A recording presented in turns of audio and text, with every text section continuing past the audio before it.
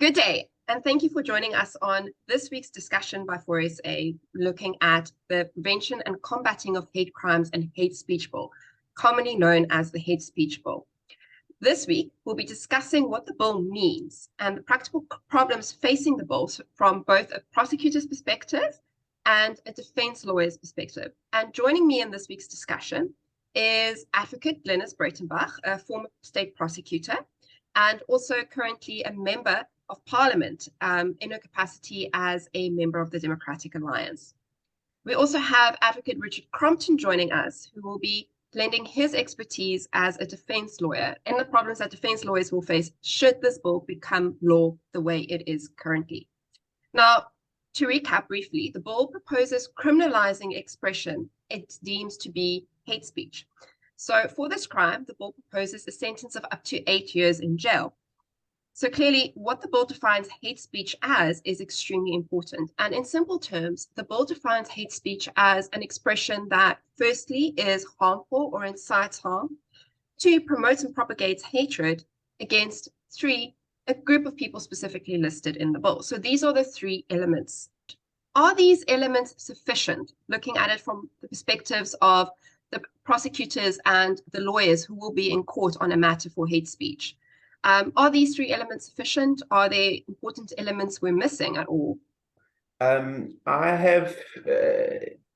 must admit, I have philosophical issues with a standalone crime of hate speech, especially because there is crimen injuria, and the Act actually acknowledges it in Section 3. So what this seems to me to be is almost a lowering of the bar for criminal liability. So it seems to, because crimen injuria, if you injure someone, and there is an element of feeling in crimen injuria, it seems to me to be a bit of a strange crime, because it seems to be, as I understand, a broadening of that. So what is it that is being criminalized? To me, that's quite important, because obviously and maybe this is just my philosophy, one of the issues in law is that you should have maximum freedom, and that crimes should only truncate or delimit your freedoms when it absolutely has to be for the sake of society. What more is there, if you understand, than crimen injuria that they're trying to criminalize? And I must admit, I read through the Act, or the bill this morning, and I battled to see what more they were trying to achieve. I think maybe what it really does do is that it deals with sort of collective speech. In other words, crimen injuria is very much a crime between me and you. So it's more one-on-one thing. So what this will allow is the general public to come across something that they find offensive and effectively, in a sense, become the complainant, the victim of that crime.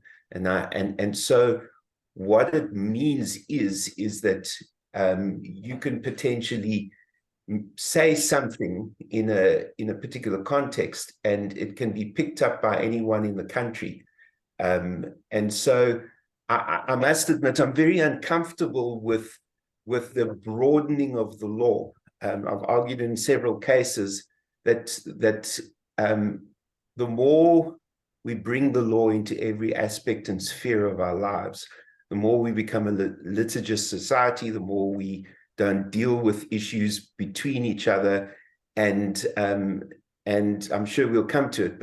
But the more the law gets involved in people's lives, the more stifling effect it will have on people, and debate, and a lot of good societal things.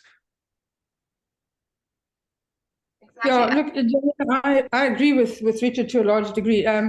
You're going to what they're angling to do is to limit rights, personal freedoms that are guaranteed in the Bill of Rights, which I find deeply uncomfortable.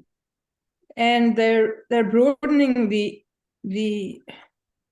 it's the shotgun approach, really. They're broadening the aspect of hate speech so much that it will, without a doubt, have a stifling effect. This is a terrible piece of legislation.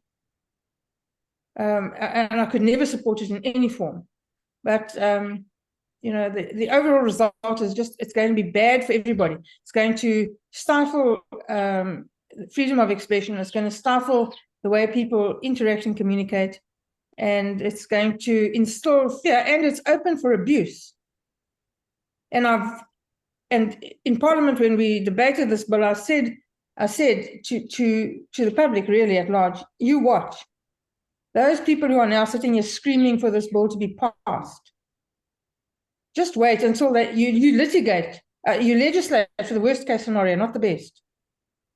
And if we get a bad president, and God knows we've had bad ones, and they want to use and abuse this bill to stifle and stop their opponents, they will, and they can, and it's going to happen. And these same people who are screaming now for it to be passed are going to find themselves on the receiving end. You watch. Yes. I think it's an appalling piece of legislation. So basically, from both a defense lawyer's perspective and a prosecutor's perspective, you're both in agreement that the three elements that they propose as requirements for someone to be found guilty of the crime of hate speech are not sufficient, that they're too low, that they're too wide, and that they're open to abuse. So, I mean, I guess jumping in then into more detail, turning to element one, what are the practical difficulties surrounding the bill's definition of harm, which currently includes concepts such as emotional harm and social harm? I had a look at it, and I've somewhere or other in the Act, it actually uses the word objective somewhere, which I found quite strange. But because how you determine harm objectively. But the bottom line is that it's a very broad concept. So if I were a prosecutor and I was looking to get someone, at the defense bar, we call those persecutors. This is a really easy act to try and prosecute on. It's very, very broad. Obviously, we don't know how the courts are going to approach this, but we've seen incredible deference to legislature and courts through the last 3 years with lockdowns and things like that. And so the courts really don't seem to, they want to, and especially at the level at which this bill will be, or this act will be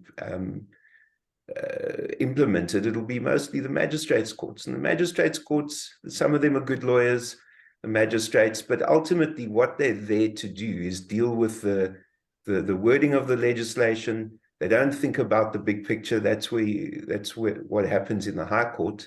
And the concept of harm is very, very broad. So in a case, potentially, the complainant, so I think it's very important is that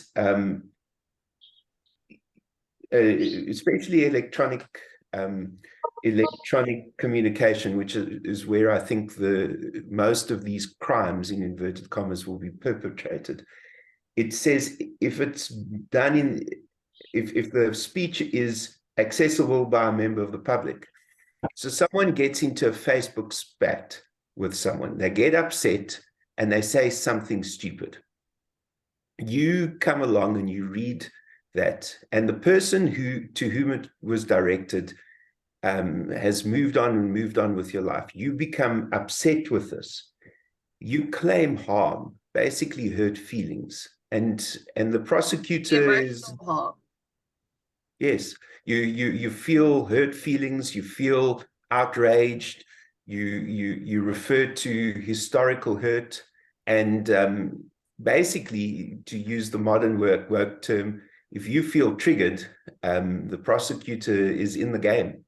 Glynnis, do you think it would be easier for prosecutors to prove, for example, emotional harm, so that in our example, Richard says something to me, to Daniela, on the ground of gender, so the fact that I am a woman, and I feel triggered by what Richard said, I feel emotionally harmed by it. As you've said, it's difficult to get tangible proof because it's not like Richard hit me and I've got 17 stitches, or in the case of psychological harm, which is also one of the bill's forms of harm, where I can get tested by psychologists and psychiatrists, and they can come up with a medical opinion that proves that I have psychological harm. We're dealing with a very intangible, unprovable thing of emotional harm here, so hurt feelings. Do you think that do you think that degree of harm that the bill requires? So the bill says whatever Richard said had to have caused me substantial emotional harm, substantially hurt feelings. Well, what is that? What is substantial emotional harm? What so you substantial it helps the prosecutors at all? It all leaves them in the dark too. What is that? What is that thing? I mean, for something for you might be substantial emotional harm, and for me it might be nothing at all. That's the problem with this act is that it's very, very vague. So Yes. So an activist gets hold of a pastor and decides that they don't like the pastor. They take something that he says.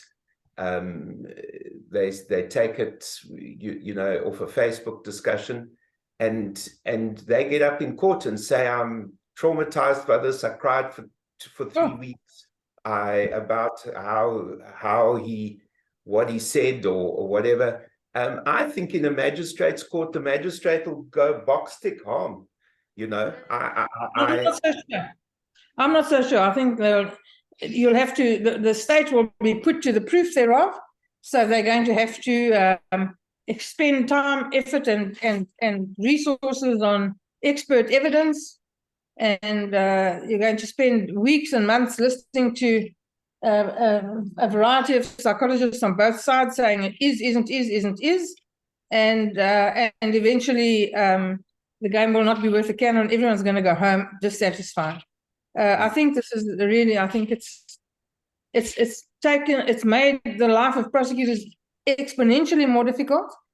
Of course, there's a delegated authority to prosecute. You need a decision from a DPP, but we all know, you know, what that will be devolved to the lowest common denominator, and it's going to depend largely on the prosecutor. You know, if the prosecutor thinks, well, you should have maybe been offended by this, I'll prosecute. If the prosecutor thinks, you know, you grow up and get off, then you're not.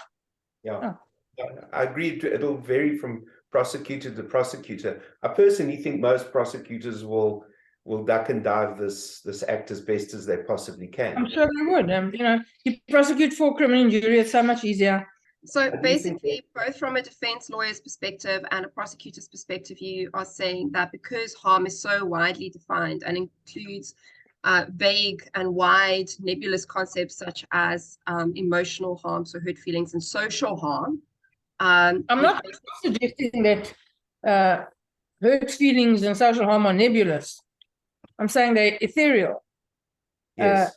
They're hard to pin down. They're impossible to define because for each and every individual, they will be different. Exactly. It's a concept that's floating in the wind. So, if I may say, I think, and I think that it would be very subjective. So, for instance, I did a case recently where a guy was convicted, but I think that one of the reasons why he was convicted is because at the end of the case, at the end of her evidence, the complainant, and it was a theft thing, and the facts seemed to suggest that she sold the stuff. It wasn't stolen from, but she cried like crazy after the cross-examination. And the magistrate accepted her evidence littered with contradictions. And so as soon as you're dealing with emotional stuff, the one that has the emotional fluency to display that emotion is more likely to sway a bad magistrate. So we've discussed the first element, and it seems that both lawyers and advocates on this call share the view that the wide definition of harm, which includes, as Advocate Breytenbach Glynnis has said, ethereal concepts such as emotional harm and social harm, are not helpful either to prosecutors or to defense lawyers, because they're hard to prove and they're different from person to person. So this takes us to the second element of the bill. The bill requires promoting and propagating hatred, but it fails to define what promoting or propagating hatred is. In fact, the hate speech bill fails to define hatred. So, Glynnis, do you think this will be a problem for prosecutors, the fact that the hate speech bill fails to define hate? Well, it's going to be a problem for prosecutors, of course, because when you're drafting a charge sheet, you're reliant on definitions, and so it can't be what the prosecutor thinks hate speech is. It can't be what society thinks. It must be hate speech, and if you don't know what that is, if there's no way to pin down what it is, then it makes your task impossible. And if your charge sheet is defective, then you have nice fellows like Richard who come along and point it out to you. You know, and they take exception to the charge sheet, and you could lose right there. And if you don't have a definition to fall back on, and you don't have, you know, decided case law to back up your charge sheet, and there won't be any in this case, then you're going to have serious problems. And prosecutors, honestly, I don't think are going to have the appetite. So, Glynnis, that brings me to something, and Richard, I would love to hear what you have to say about this. I mean, so we've had the Equality Act, which is a civil law in terms of which someone could be, for example, ordered to apologize or pay a fine, but they, if they are found guilty in terms of the Equality Act, it's not a crime they've committed, they won't get a criminal record, they won't go to jail. And I mean, this is very different should the hate speech bill become law. If I was found guilty of hate speech under the Equality Act, there's Equality Act case law about what hate speech is, defining hate, all of that.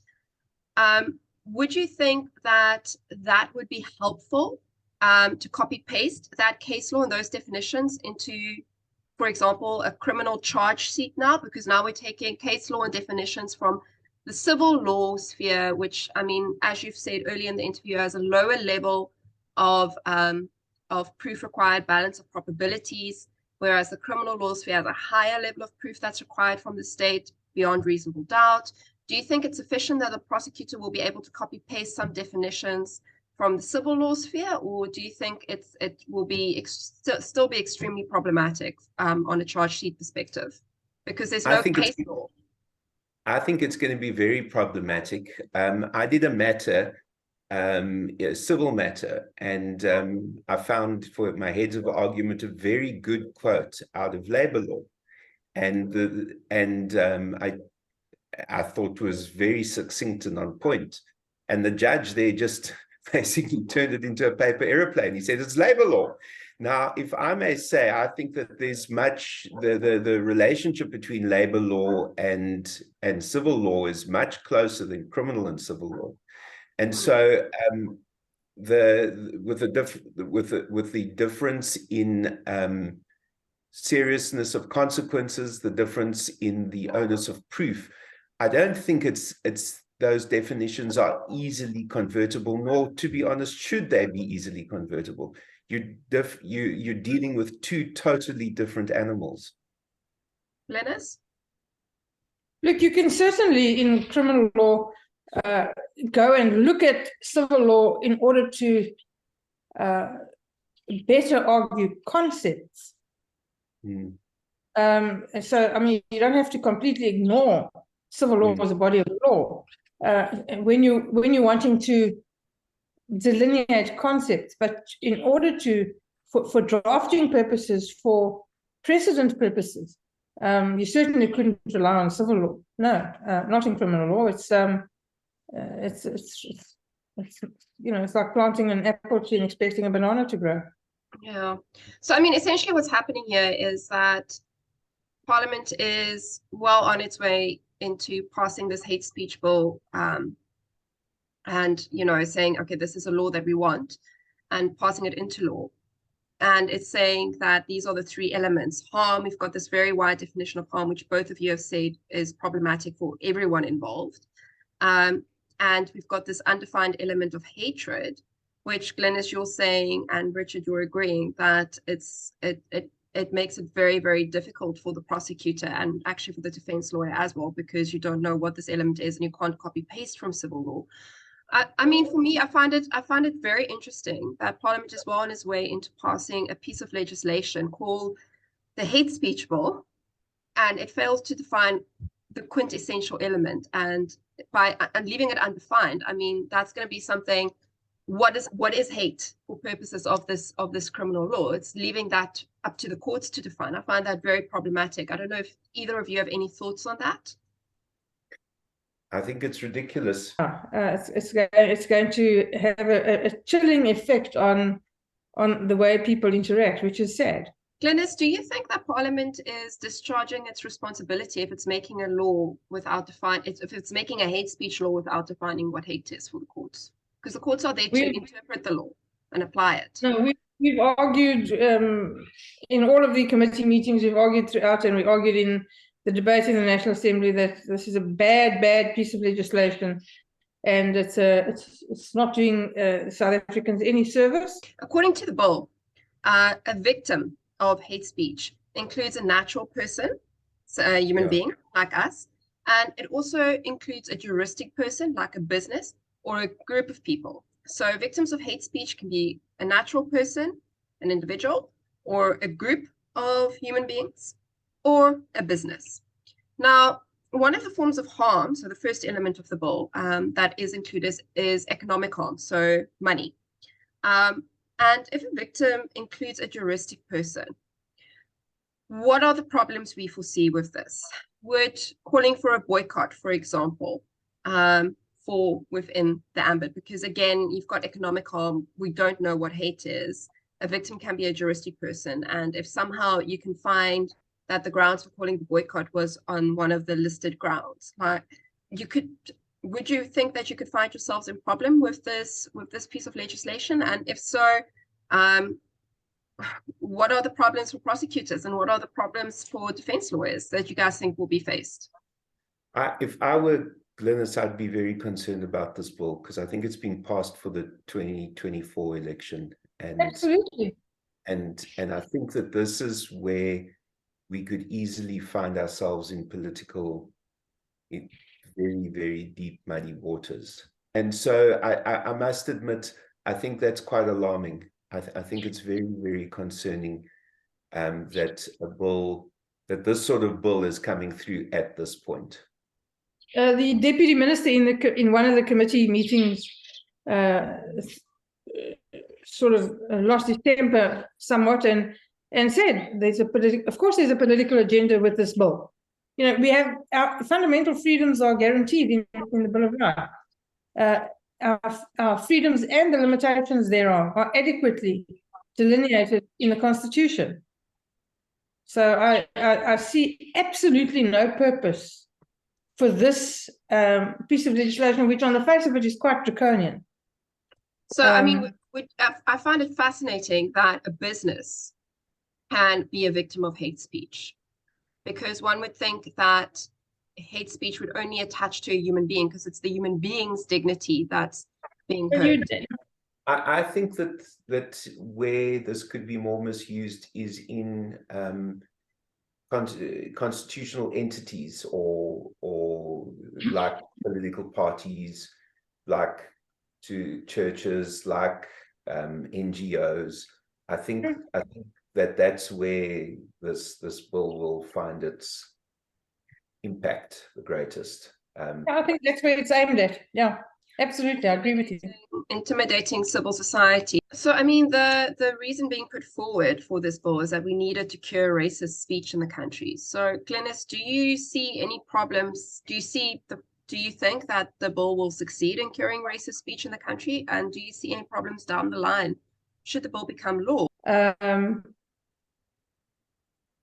I do think that you know, it will be an unpopular piece of legislation with prosecutors, and not something that they're going to go out of their way to look to prosecute. I've always held the view that you can't legislate morality. And we live where we live. We live in a country with a fraught history, and with many people from very different backgrounds and very different persuasions. There can be no excuse for South Africans, any South Africans, to deliberately, intentionally and maliciously do or say anything that would hurt other people. And our Constitution enjoins us to behave in that fashion. And I really think our Constitution is sufficiently ventilated on that point that there's no need for this legislation. So the only reason for this legislation must be for nefarious purposes. It cannot be for legitimate purposes. Right. Well, thank you both of you for participating in this discussion on this bill, which we hope won't become law or will be significantly tightened up before it does become law. I think everyone here, whether it's from a perspective of is this law for the benefit or detriment of prosecutors, and if this law is helpful for defense lawyers, we all seem to be on the same page that it's not helpful for anyone involved, least of all South African society. So thank you both for participating, and until next time. Thank you. It was nice to meet you, Richard. Take care. Thank you. You too. Good day. This is Daniela Ellerbeck, the Legal Advisor to Freedom of Religion South Africa. Remember to like and share this video, and then click on the subscribe button to make sure you never miss our video updates on vital religious freedom issues.